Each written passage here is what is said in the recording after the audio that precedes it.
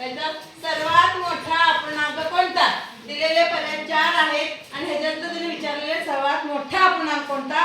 तर तुम्ही काय करायचं, सरळ सरळ 19 भागिले 6 ह्याचं असं 21 भागिले 4 सॉरी आपण गणित करूया.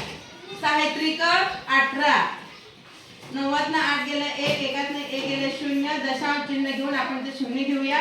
6 एक्के 6 10 ना 6 गेले 4 उसने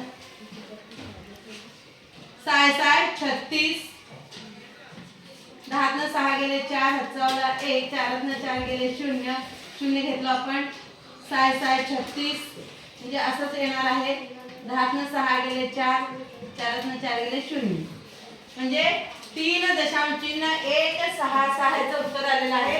आता 21 भागिले 4 21 भागिले 4 4 पंचे 20 एकाशी 1 दोनात 2 गेले 0 दशांश चिन्ह देऊया 1 0 घेऊया 4 दोन्ही 8 10 ना 8 गेले 2 हातचावले एकात ने गेले 0 0 घेऊया 4 पंचे 20 दशांश चिन्ह घेतल्यानंतर किती पण आपण 0 घेऊ शकतो.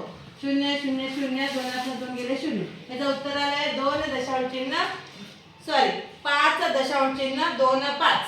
आता 12 भागिले 5 करूया.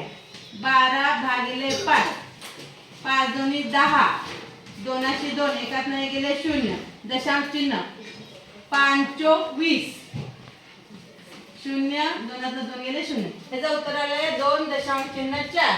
आता 21 भागिले 5 करूया.